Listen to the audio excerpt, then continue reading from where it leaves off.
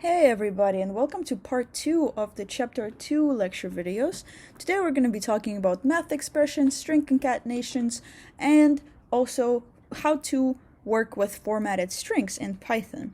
Let's begin with the math expressions part, and math works exactly the same as it does in your algebra and just your regular math classes. However, there's a couple of differences when it comes to Python. So Python has two types of division. First one is floating point division and the second one is integer division. When it comes to floating point division, what happens is you're going to use just one slash, and for example, if we take 5 and divide it by 2, with floating point division you will get 2.5 as your result. However, when it comes to integer division, when we perform that in Python, the result that we're going to get is going to be just 2. Since everything that's after the point right here, it's just going to get discarded and you're not going to see it on your screen. So that's why when you divide 5 by 2, you should get a 2.5. However, if you use integer division, anything that's after the point, in this case it's 0.5, just going to be discarded and we're just going to get 2. Now here are all of the operators that exist in Python. They're just your regular operators: addition, subtraction, multiplication, division, integer division. Then the two new ones are remainder and exponent. So exponent raises a number to a certain power, and remainder is going to divide one number by another and then going to give the remainder of what's left after that. And I know it might sound a little bit confusing, but I will show you an example of that in a second. Now let's talk about precedence, operator precedence. Operator precedence is just the way who goes first, basically. Who goes first when we are evaluating a math expression. So the first thing that's going to get evaluated is whatever is inside of the parentheses. So if you have a parentheses in your expression, whatever is inside of them is going to be evaluated first. After that, the next order is exponentiation. So anything that you're raising to a power of something is going to be evaluated second. After that, multiplication, division, and remainder go third. And the last one is going to be addition and subtraction. So the rules are basically the same as in algebra. Now let's talk about exponent and remainder operators. Exponent is simple, just going to raise whatever numbers on the left to whatever the power of the number of the right. So in this case, we're raising x to the power of y. This is exactly what's going to happen, x to the power of y. If, for example, we have 2 raised to the power of 2, we're going to get 4. Now, the remainder operator is sometimes also called modulus operator. That works a little bit differently. For example, if your number is divided by can be divisible by the number as a whole, your remainder is going to be 0. However, in this case, we have 5 and we divide it by 2, and we're trying to find the remainder of it. Well, the remainder is going to be 1 because the closest number that divides 2 as a whole to 5 is 4. And 5 minus 4 equals 1. So the remainder of this operation is going to be 1. That's why we get 1 as an answer. There is also such thing as mixed type expression and data type conversion. And what that means is if you're trying to perform some operations with 2 integers or 2 floats, you're gonna get the result of an integer or a float. And if you're trying to mix the 2 integer and a float, that integer is going to be converted to a float, which is a decimal point number, and the result of that operation is going to be a float. That is what is called mixed type expression. Alright, moving on to string concatenation. String concatenation, as I mentioned before, is just adding 2 strings together. So in this case, we have a variable called message, and we're trying to store hello plus world into that string. And when we print that string, if we print the variable message, we're going to get hello world. So the plus operator is what we use to concatenate or just add 2 strings to each other. Now, if you have a long string that you want to print, you can use string concatenation to just break up that long string and make sure that it's easy to see and easy to follow inside of your code. Now, as you can see, these 3, they look like they're on different lines. However, when we print our statement, this is what's going to happen. One long string. You can also perform implicit string concatenation. So what that means is you do not have to use the plus. You can just follow the strings, puts the strings one after another, and in this case, it's just gonna print it like this. So if you want to use this way of concatenations, all that you have to watch out for is to include the needed spaces in between of the words. Look at this example. This statement is going to display enter the amount of sales for each day and press enter, even though these all are on different lines. Now, there are also some special characters that exist inside of the print function if you want to use them. Those are preceded by a backslash. So if you put anywhere inside of your string literal, if you put \n, that's going to make your string go to the next line immediately. And if you want to print a little bit of space, you can use \t, and that's gonna just print a couple of empty spaces wherever you put this inside of your string. Now, moving on to formatted output. Now, formatted output exists in almost every single one. Programming language is just the way that you use it is different. So, why would we use formatted output strings? If we want to display something like a table, if we want to display a table, if we want to display something from a database, we would use the formatted output strings to make sure that everything is in the right place. Now, how you specify that you're printing an F string, that's what the formatted output strings are called, F strings for short. You will put F in front of whatever string you want to format.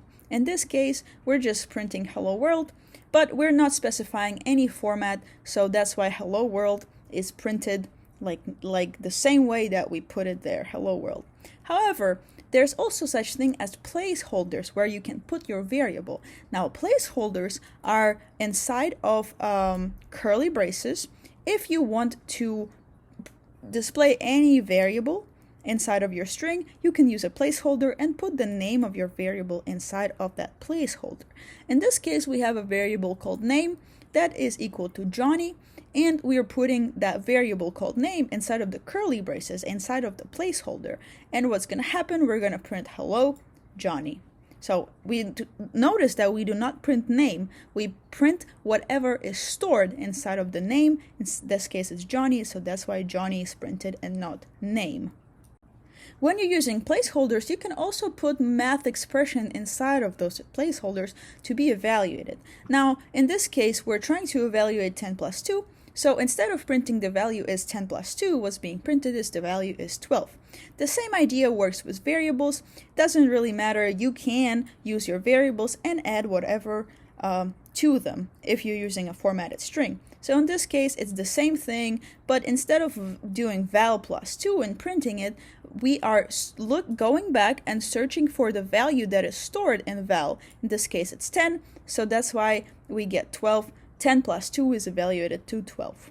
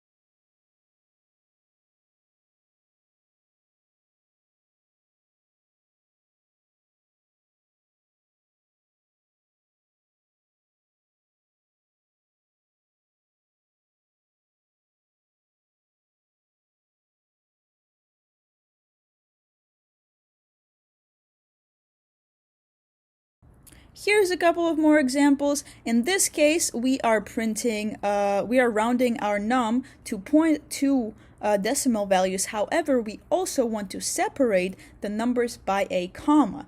This way, we are printing 1 million, but it is separated by commas, as you can see here. And this one is another one. This one will print percentages. all that you have to do to print percentages, you have to specify till what how many decimal points you want that percentage to have. And in this case, we want it to have 0 after the decimal point. So that's why we get 50% right here, because 0.5, if you multiply it by 100, you will get 50%. That is where 50% came from. Let's look at a couple more examples. You can also print integers. D stands for integer. I know it might look weird, but D stands for integer when you're working with F strings. And what we're doing here, we're just specifying that we want our variable to have commas as an integer, be separated by a comma. So instead of having this number right here, this is what's going to be printed, just the same integer but separated by commas. You can also specify how much space you want to give to that variable. And you do that by putting a number in front of all of your format specifiers. So if you put a number before that, what's going to happen is that amount of spaces will be reserved for your variable. Now in this case, we have a variable num that equal 12345.6789, and we are rounding up to 2 decimal points, 0.2 f, that stands for rounding up to 2 decimal points. We want it to be separated by a comma, and we want it to have at least 12 spaces reserved for that variable. And look at this, what happens? The field width is 12 spaces are reserved, and we rounded up that number to 2 decimal points.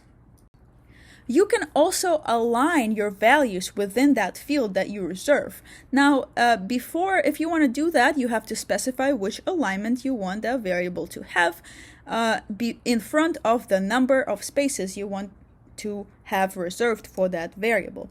In this case, the arrow pointing left is left alignment, the arrow pointing right is right alignment, and the arrow pointing up is for center alignment.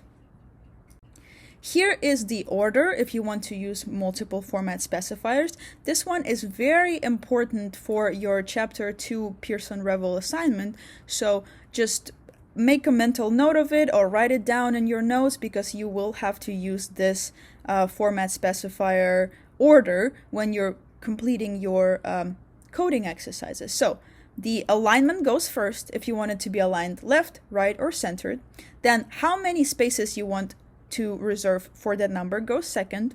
Then you have to specify if you want your number to be separated by commas or not. After that, you have to put dot and how many spaces you want to have your number to have after the decimal point. And after that, you have to specify the type of your number. F stands for float, D stands for integer. Here's an example. Now let's move on and talk about constants and magic numbers. So magic number is what we call a unexplained, some sort of numeric value that's going to appear in your code. When we look at this one, we see that amount equals balance multiplied by 0.069. Now, what is 0.069? I do not know what that is. You do not know what that is. Only the person who put it there knows what that number stands for. However, this is bad coding practice. So, if you want to use a number like that, you have to put it inside of the variable. You have to assign some sort of name to it. One way to do it is to use what we call named constant. Now, named constant, you're also familiar with these from PLD 101. Named constant is a variable that's never going to be changed. You differentiate the two, just regular variables and named constants, by the uppercase or lowercase names. So constants are uppercase, called uppercase, in this case is interest rate, and the regular variables are usually lowercase. So in this case, now I know that that number 0.069 stands for interest rate, and it's just a better coding practice. A couple of benefits of why you should be using named constants. The code is self-explanatory if you're using named constants. Again, I did not have to guess what that 0.06 number was. I knew exactly what it stood for. It was interest rate.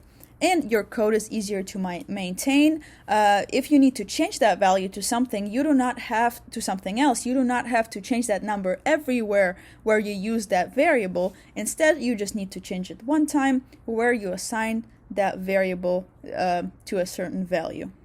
Now, this is all I had for today. Here's what we covered today, except a couple of things. We didn't cover the turtle graphic system, but that's not going to be, we're not going to be focusing on that. And yeah, this is chapter 2. Let me know if you guys have any questions, any concerns. Just reach out to me. And yeah, hope you have a great day.